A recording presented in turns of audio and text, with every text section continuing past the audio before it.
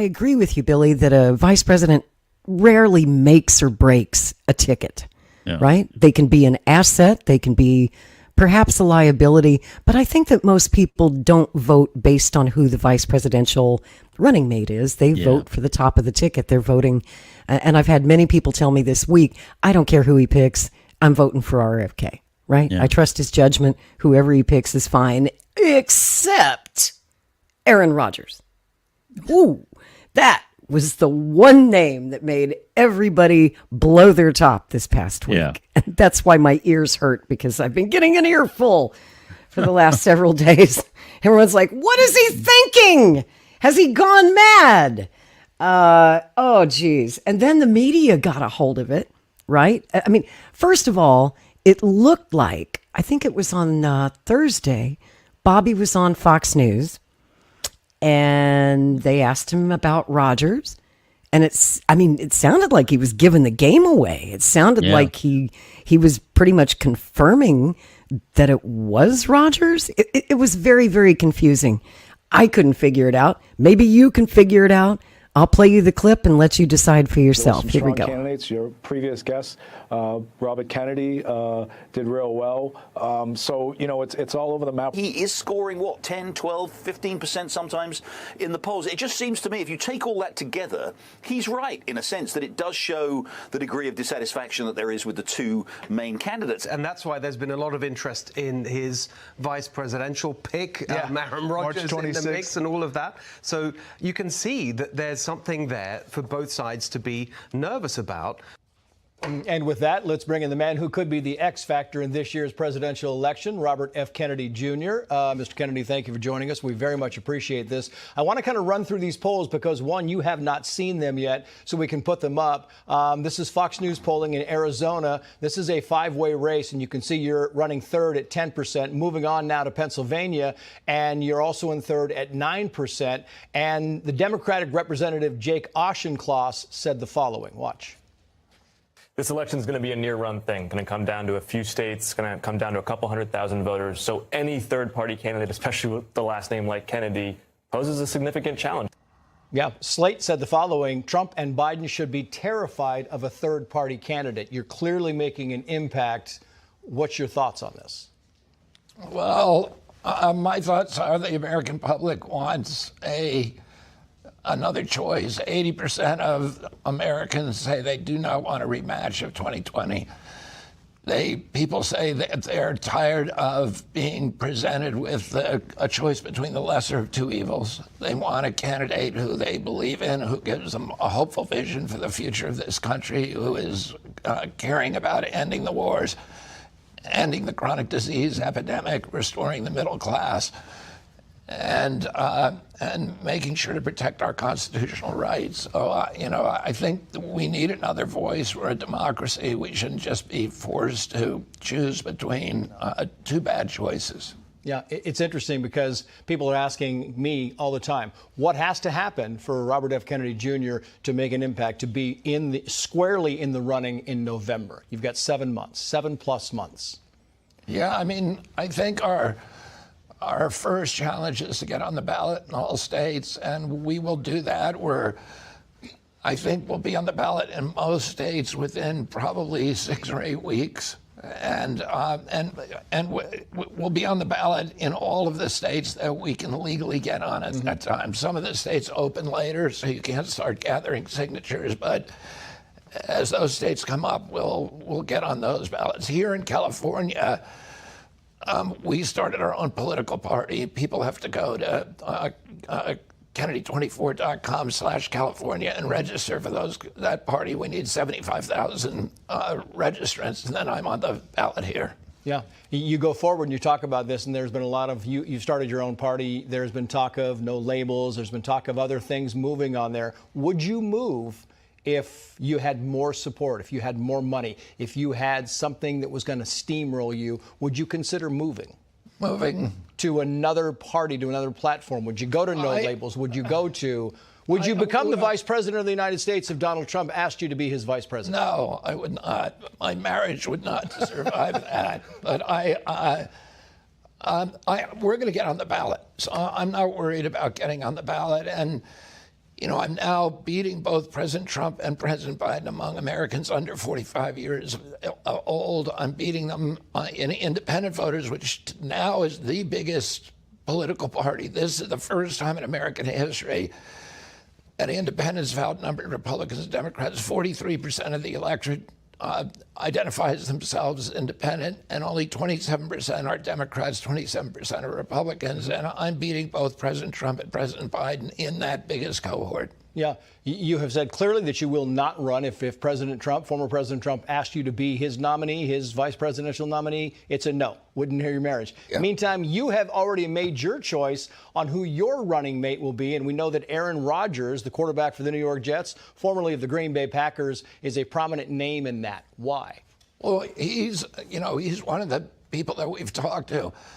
I really like Aaron because our appeal is to young people. We're trying to make sure that young people are participating in the political process, that they have hope for America. We want somebody, the people who have run up the $34 trillion debt, which they're dumping on that generation, are all older people. And we want somebody young who's going to look out for that generation. Mm-hmm.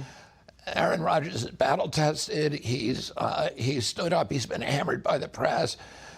Stood up for things we believed, and I like that part of his character. He's a critical thinker, and I think we need that at the time, as the rise of AI. We need people who understand that you cannot always trust authority. Just because somebody's in charge, it doesn't mean that they're telling you the truth, and we want somebody who's going to critically examine. My father used to say, one of the duties of living as a citizen of democracy is to maintain a constant posture of skepticism toward authority. And I think Aaron's shown that. He's also somebody who I think will help me get the country healthy again. He's 40 years old.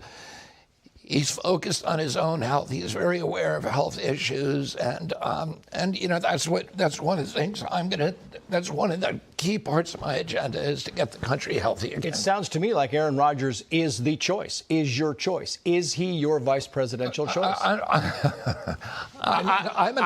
We're announcing my choice on the 26th of this month, so 2 weeks from today, in Oakland. If you want to find out who my choice is, you need to come to that. Might as well just let us know right here, because you've got the time, the space, I think.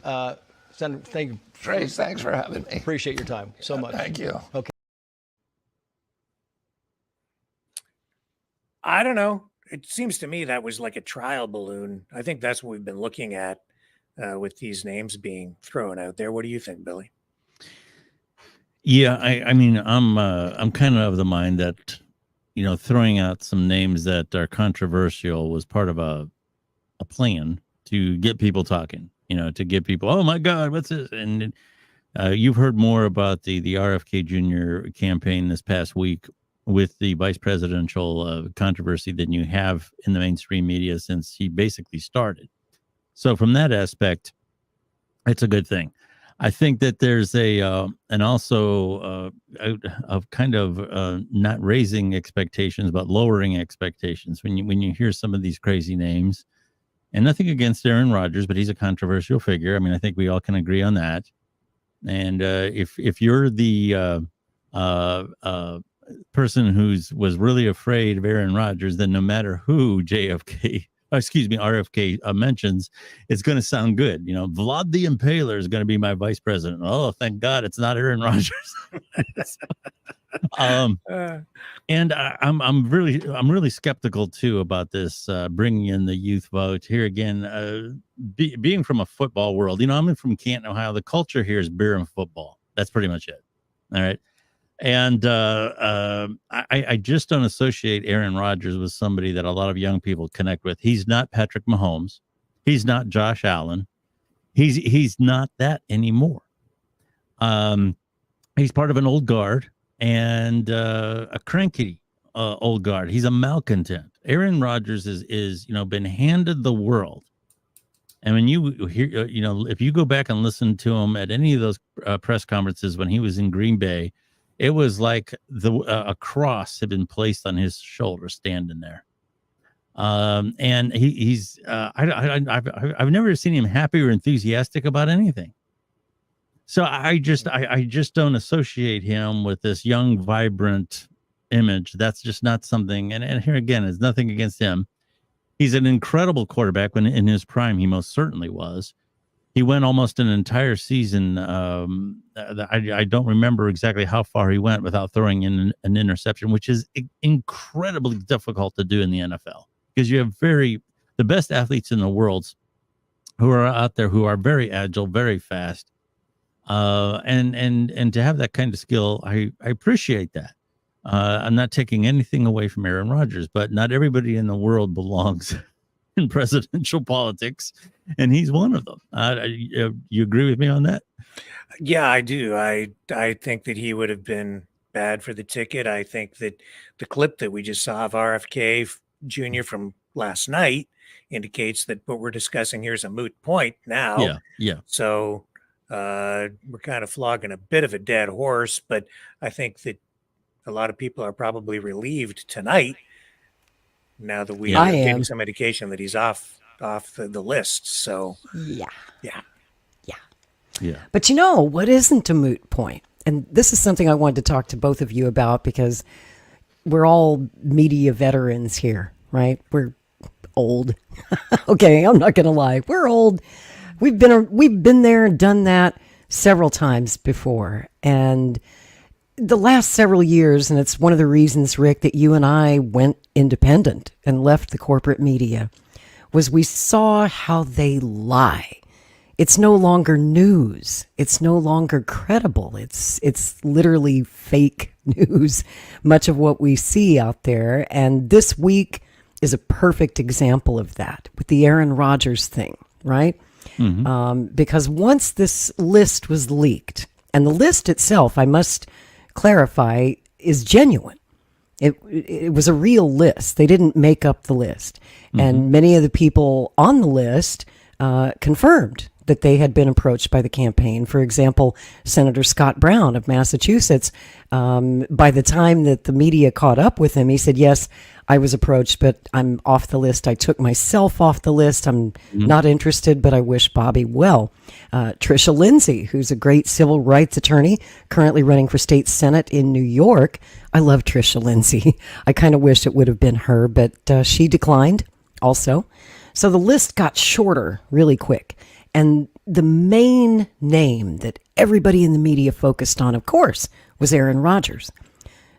Because he's such a big star, because he's so controversial. And then it seems to me, guys, that they created a new controversy about Aaron Rodgers that probably tanked his chances. I mean, if Bobby had already decided that he wanted Rodgers, I think that story that CNN did this week about, Rodgers's alleged comments about the Sandy Hook shooting in 2012. That wasn't fair. No, and it was sourced. It had very dubious sourcing, right? It's one CNN reporter, Pamela Brown, and another anonymous source. Unless you've been living under a rock, you probably already know this, but just in case you don't, I'm going to play this clip from CNN, and God, it pains me to play anything from CNN. Ugh. But I have to show this one because it's actually hilarious. Because when they do this story, watch who they bring on for analysis and commentary. One of Biden's top strategists and one of Trump's top strategists. Take a look at this. Independent presidential candidate Robert F. Kennedy Jr. seems to be narrowing his search for a running mate. One of his prospects for vice president, New York Jets quarterback Aaron Rodgers. Now, CNN is learning tonight that in private conversations, Rodgers has shared conspiracy theories, falsely claiming the 2012 Sandy Hook shooting was not real. Back in 2013, when CNN's Pamela Brown was covering the Kentucky Derby, she met Aaron Rodgers. And Brown says in conversations with him, Rodgers attacked the news media, claiming important stories were being covered up. He then brought up the Sandy Hook shooting and said the media was intentionally ignoring that the shooting was, he claimed, an inside job by the government. Now, when Brown asked for evidence, he shared conspiracy theories that had been disproven. Rodgers falsely claimed to Brown that there were men in black in the woods by the school and asked if she thought that was odd. CNN has also spoken to another source who would like to remain anonymous in order to avoid harassment. They had a similar encounter with Aaron Rodgers. This person said Rodgers claimed that, quote, Sandy Hook never happened. All those children never existed. They were all actors. Now, Rodgers declined CNN's request for comment. But here with me now, former senior advisor for the Biden 2020 campaign, Alencia Johnson. Also CNN political commentator and Republican strategist, Alice Stewart. I have to tell you, anytime there is a mention of Sandy Hook as a mommy, I remember my son had just been born, my oldest, and just how horrific it was and traumatizing for a new mother, for a human being, for the entire nation, let alone the families of those affected. Alice, when you hear this narrative that seems to keep popping up, particularly in political spaces, it's beyond. Right. The Sandy Hook tragedy was gut-wrenching for all of us, and it's almost like it was yesterday. And I think of many presidential moments throughout our lifetime of president. One of the most compelling presidential moments was when President Obama was speaking about that in the briefing room, fighting back tears and choking up as he was talking about these children. It's a devastating tragedy, and we're still coming to terms with this. But to say this was some kind of a inside job and was not real is disgusting, and it shouldn't happen. And it's beyond a conspiracy theory. It is an outright lie, and it's an insult to the families involved. And I think for Aaron Rodgers or anyone to claim this didn't happen is disgusting and insulting. And so I think promoting that theory and that line of conspiracy, we shouldn't have any part of it. I'm curious as to why he hasn't come out very vocally to say, no, that's not what I said, or this did not happen the way it's being relayed. I was expecting that to happen. Obviously, it's his right to either comment or not and on his own schedule, but it is stunning given his name is being thrown around right now as a potential VP pick. Yeah, I mean, I have to think about who exactly is he trying to appeal to, right? Who is RFK trying to appeal to? There is That's the question. A faction of, I'll be honest, the Republican Party that believes in a lot of these conspiracy theories, that listens to the Joe Rogans of the world, who tout these types of conspiracies. And it's interesting because third-party candidates, as we know, aren't helpful to Democrats, but the path that RFK is going down with an Aaron Rodgers seems to appeal to a segment of the Republican Party base. And I'm also frustrated and troubled. I actually agree with you on the troubling comments from Aaron Rodgers. That's the frustrating part. It's like, I'm frustrated and troubled. I actually agree with you. Applause. I do agree with you. You know, Alice and I don't always agree on a lot of things, but I agree with you on how sick and vile it is for him to spout these conspiracy theories. I'm frustrated because at a time we know that gun violence is the leading killer of children in this country, right? When we should be having conversations around gun control, here's someone who is potentially a running mate, which that in itself I can't take too seriously, but is a potential running mate that is talking about these conspiracy theories and minimizing the impact that this is having on families every day in this country. He's but one of the names mentioned. Another person is Jesse the Body Ventura, who, you know, I'm from Minnesota. He was the governor. And, you know, people can look down the nose for only so long until all of a sudden you're calling him governor, and you've got people like Tulsi Gabbard on this list, excuse me, Senator Rand Paul, possibly Andrew Yang. Now, we don't know the extent of these conversations, if they're happening or who's taking it seriously as the recipient of a request. But I'll tell you about the polling here. He is consistently polling at 15% nationally. He is not going to be able to get a majority, obviously, win the presidency on that alone. But do you think he presents a threat for either candidate in this rematch, Biden or Trump? He certainly does. And look, those numbers are consistent across the board. That's not a snapshot in time. That is a trend. And this is in the key battleground states. He's also polling very well. Look, if I were to be a betting woman, we'll come back at the end of the month, my money would be on someone more like Tulsi Gabbard, who is a lot less toxic and polarizing in many regards. Look, I attended one of RFK Jr.'s events. I did a magazine article on him. His crowd is across the board, black, white, young, old, Republican, Democrat. He is going to pull from both sides. And the issues that he focuses on, that he's talked about, that he's promoting, talks a lot about homelessness. He talks about restoring the middle class. He talks about ending chronic disease. He talks about unraveling the war machine and getting corporations out of government. Those are issues that resonate with a lot of people, and he is out there making his case day after day. And I'll tell you what, this Aaron Rodgers and Jesse Ventura stuff is crazy, but from RFK Jr. standpoint, this is earned media. And this is what you do if you're not getting news, you're not making headlines, you generate something that will get people talking. We're talking about this tonight. And my money is not on Aaron Rodgers, but it is on the fact that they're using this as an opportunity to generate earned media and get his name out there. And we'll wait to see who he names as his VP. Let me give you the quick last word, Valencia.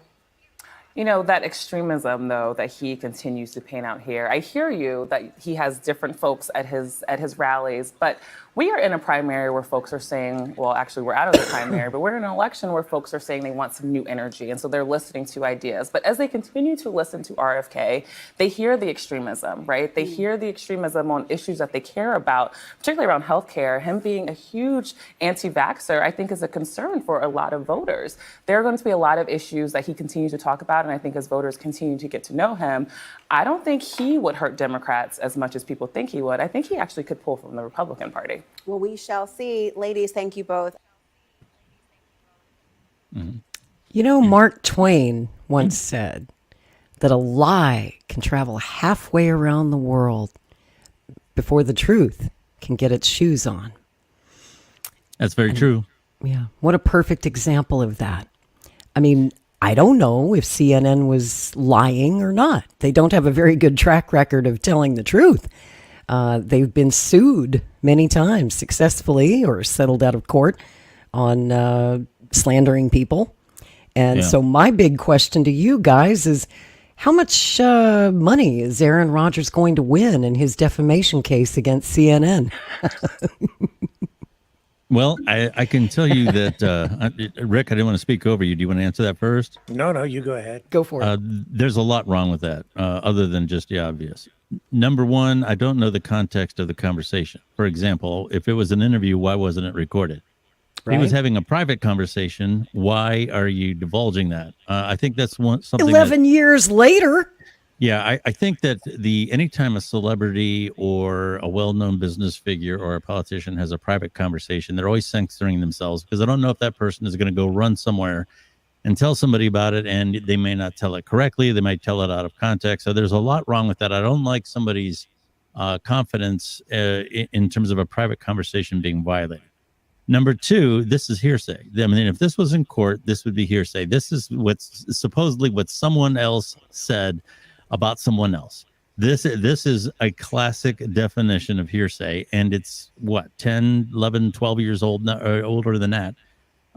2010, they said, 2011, something like that, or 13. 2013. 2013. Okay, so a year this is after 2024. the This shooting. is 11 years. Okay, 11 years. You know, that's hearsay. That's 11 years old, and they're talking about it, and they're talking about the tragedy of it, which it was, but they're evoking emotion about something that may not have ever happened or not happened the way they're describing it. It's a very unfair way to communicate. Rick, I know you're not a fan of anonymous sources.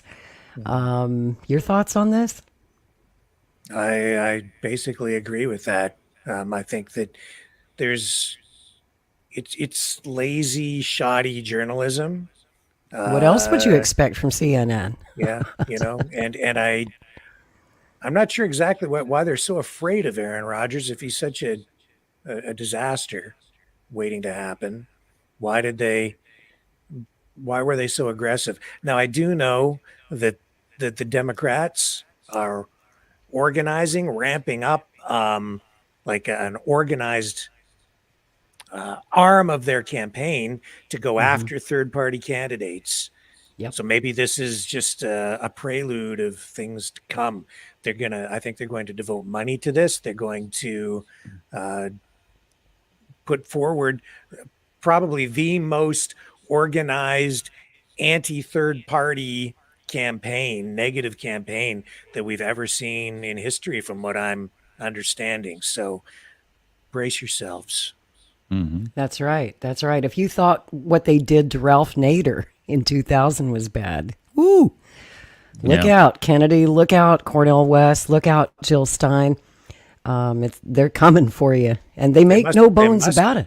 They must see these guys as real potential spoilers, and they must be thinking, their polling must be showing them that these candidates are pulling from the Democrat side more than the Trump side. And it depends on which poll you're looking at. Like that CNN poll had Kennedy at 15%. I've seen an NBC News poll that had him at 34%. Now that is scary to the Republicans and the Democrats. Other polls have him in the mid-20s somewhere. But nonetheless, he is a force to be reckoned with. This is a three-man race. And, you know, I think that the vice presidential choice is obviously very critical at a time like this. And for those of you who say that the vice presidential pick doesn't matter, Kennedy and Johnson. Yeah. Okay. Let's think back to 1960. Jack Kennedy probably would not have become president had Lyndon Johnson not delivered Texas. And, you know, they say it's a nothing job, not worth a bucket of warm, you know what?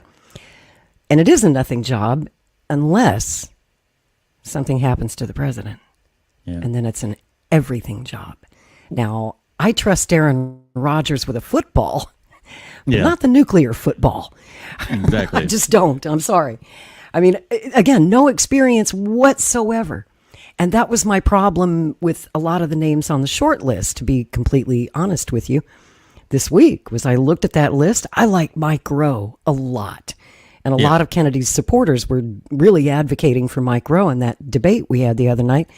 And I can see why. He's a very impressive man, but no political experience at all. We don't even know his positions on the big issues, right? What's his position on the Second Amendment? What's his position on the Gaza war, the Ukraine war, the economy? So many of these things that voters deeply care about. We need to know a lot about the vice presidential pick. And, you know, speaking of CNN, I sent this to Rick this morning. Chris Cuomo, who used to host the primetime slot, he tweeted about me this morning. Really? Yeah. Well, you're on the map. I had Keith Olbermann after me a while back. So he made me famous, guys. I don't know if that's a good thing, though. Is it good when Chris Cuomo calls your name? I'm not sure. Here's what he said. He said, I don't know this person. Well, it's okay. I don't know him either. I'm not sure if I want to. But he said, I agree with her assessment. It will not be the names in the air. But here he has to defend fake news. He says it's not fake news. I guess he's a little sensitive about fake news. Yeah, I wonder why. I wonder why. He said, we know the campaign has reached out to each on the list, so not sure why the need to feed cynicism about the suggestion, other than to play to the hate parade of distrust of anything said by anyone but the one wanting your attention in that moment. And then he puts a little smiley face at the end of the tweet. That's because he had done an interview with Mike Rowe on his show. You know, he's now on News Nation. And I actually do like his new show on News Nation. I didn't want to like Chris. I really, you know, I remember him from CNN, and I didn't want to like the guy. But damn it, when he sat down with Tucker Carlson this week, and those two, I don't know if you saw the interview, they had a great 2-hour conversation. These two former arch rivals on rival networks in the same time slot, battling it out for ratings, and they were always taking pot shots at each other. So it was really interesting to see them sit down and have a really good, honest conversation. But I tweeted back at Chris. I said, hey, Chris, is it any wonder Americans are skeptical of the media when we've been fed a steady diet of fake news for years? As you well know, your former employer, CNN, is one of the worst offenders. I wonder how much Aaron Rodgers will win in his defamation lawsuit. Ooh, damn. Yeah. Yeah, there was a lot wrong with. I don't know if I made a friend of Chris or not there. Sorry? Yeah. No, I was just going to say that there was a lot wrong with that CNN segment that you played earlier. And your comments are very correct. The other thing I would cite that was really inflammatory about that, to me anyway, about that CNN segment, was they cited the fact that he didn't come out and deny it as evidence that it might be true. And interestingly, you bring up LBJ because that was an LBJ trick. LBJ would come up with, when he found out somebody wasn't going to vote his way, he would come up with outrageous stories against them. And a lot of, there's a legend in Washington that one of his advisors said, but sir, he didn't do that. And LBJ said, I know he didn't, but I just want to hear the some bitch deny it. And that's right. That's the strategy. Yep. They come up with all these outrageous claims, and then, well, the person doesn't run out and deny it. And then they say, well, there you go. He must have did it. So that's, and of course, if he comes out and denies it, then he's calling, a horrible thing to himself. So it's a very unfair thing to do. It was interesting that Aaron Rodgers, he put out a tweet addressing the CNN story. Oh, he did. And he denied it in the sense that he's never held those beliefs. What I found interesting about that tweet, though, was that he didn't say, I'm going to sue you. Because that's what I would have said.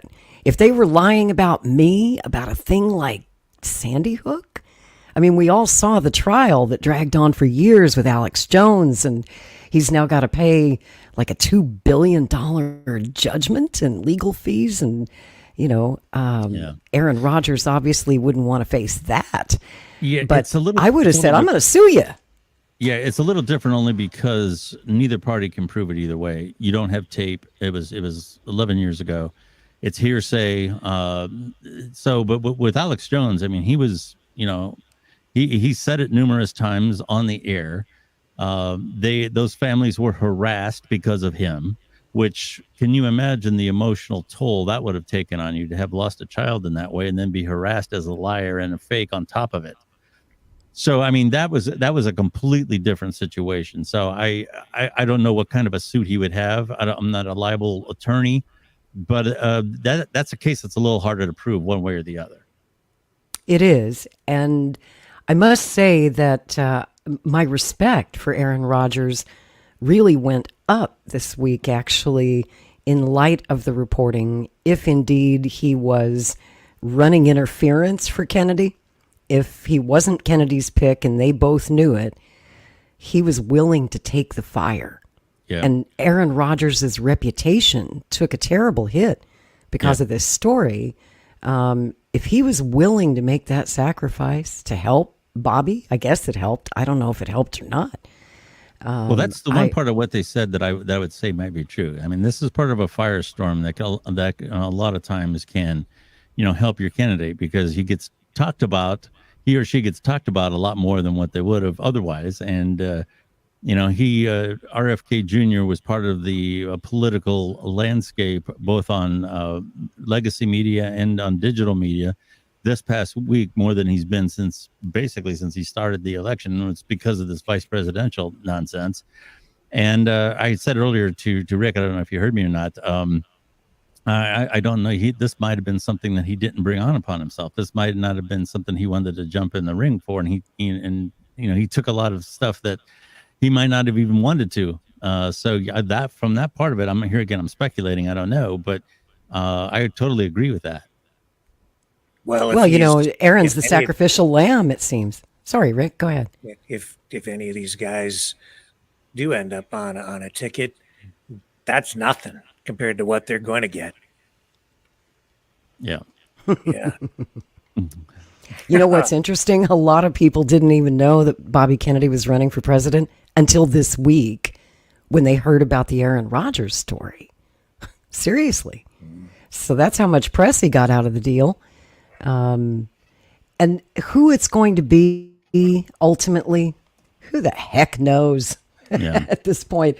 Man, I've been all over, up and down and all around, and everybody in this campaign has had a tough week. We've had reporters reaching out to us for comment, and we're like, we don't know. And if we did know, we sure as hell wouldn't tell you. Mm-hmm. What do you guys think about Senator Rand Paul? Doug Stafford is actually advising our campaign. He works with us. Any thoughts? Rick? I can't see it happening. I think he's going to stay with his party and stay within that sphere. I don't think he's going to jump over. Yeah, I've heard he's denied it, that he won't do it. That's my understanding, is that he's already said he won't. And him and a few others, DeSantis would have been pretty solid political picks. These are solid political statespeople, but it just doesn't seem like those are going to happen. I wanted to say something about Chris Cuomo. That guy is in the process of trying to reinvent himself. I'll tell you, when I was watching him during the pandemic, my God, the things he said that just made my head explode. Yeah. And then to see him backpedaling on some of that stuff now, I'm having a really hard time finding forgiveness. Yeah. You're not buying it, huh?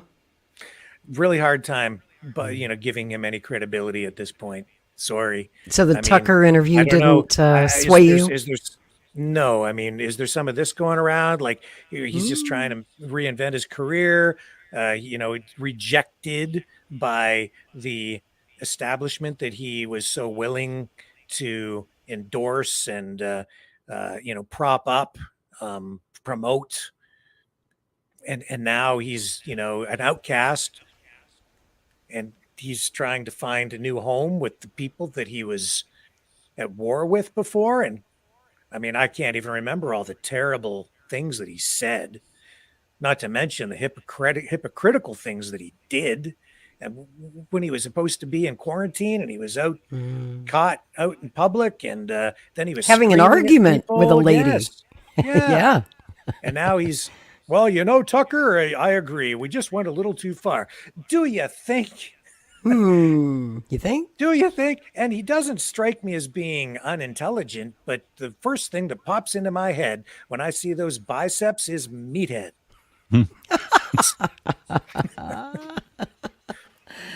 Oh, boy. Well, I have mixed feelings about Chris because he's family to the Kennedys. Bobby Kennedy's, this is complex.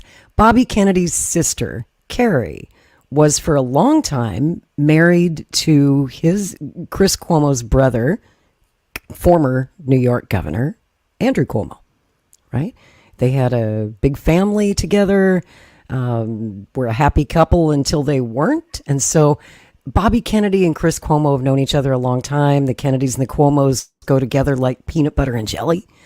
And during the pandemic, I'll share this story. It's kind of interesting. It's one of the reasons that I cannot hate Chris Cuomo and why I can kind of forgive what he did, as horrible as it was, is, I was very sick. As you know, I've told my story. I got that first blast of COVID that came straight out of Wuhan, that really strong first wave that was killing perfectly healthy people.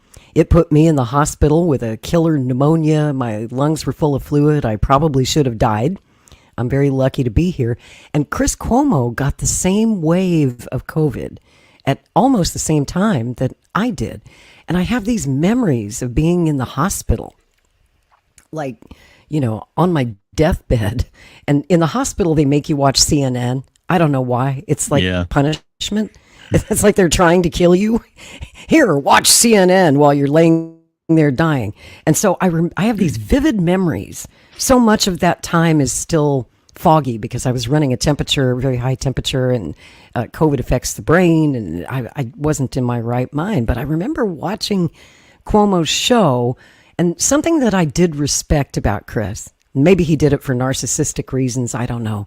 But, he did his show while he was quite sick with COVID. I don't know if people remember. He was down in his basement, and he continued doing his nightly show while he had this high fever and shortness of breath, and he was clearly suffering. I mean, he really was quite sick, even though he's a super healthy guy.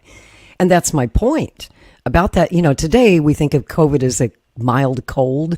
For most healthy people, it doesn't really affect you like that. Yeah. But it was different. That first wave that came out of Wuhan was serious business, folks. I was a healthy person. Chris and I are exactly the same age. And we were both healthy people until COVID came along. And unfortunately, Chris and I have something in common. We both have long COVID to this day. And it's still affects my life. I'm partially disabled because of it. I'm not the person I used to be, and there's no help. There is no cure. There's no treatment that's been shown to work. And something I respect about Chris is he has become a real advocate for long COVID sufferers. He actually has a Substack for people out there. If you have long COVID, I would suggest taking a look. He always talks about it on his show. He does not let this subject go away because people are over the pandemic. They want to forget about it. They don't feel that COVID's a risk anymore. No one wears a mask. No one social distances. You only have to quarantine. I don't even think you have to quarantine anymore. It was down to 3 days, but I think now they're just telling you to go about your life if you have COVID and don't worry about it. But that, for those of us who have long COVID, and by the way, I'm unvaccinated. People always say you get it from the vax. Nope. You can get it from the virus itself. And I was diagnosed in May of 2020 before the vaccines were even available. They didn't become available until January of 2021. So I never took the vax. And Chris did, of course. I think he's had all of his boosters and pleased his corporate sponsors at CNN by helping them sell that crap. And if you took the vaccine and you're happy with it, good for you. But a lot of people are vaccine injured, and their symptoms, here's the really interesting part, match exactly the same symptoms that unvaccinated COVID long haulers have. We have the myocarditis, right? The heart inflammation. We have the brain inflammation, the lung inflammation, the circulatory issues. It's strange. And doctors acknowledge that there is commonality in the symptom set, but nobody can tell us why. Nobody seems to know why. Nobody has any answers. It's a novel virus, a new vaccine.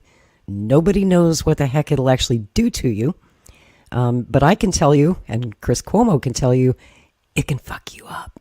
Yeah. It can really fuck you up. So on that, I can't be all that mad at Chris Cuomo. There are a lot of reasons why. I think in his heart, he's a good man. And nobody was more surprised than me. Stop it. Stop. Yeah. Well, I know. I'm sorry about that. He's not the worst that CNN had. That Jake Tapper is somebody that gets on my nerves. That guy that was on that clip there that you had on the screen, and he can get on my nerves. Oh, he gets on my last nerve.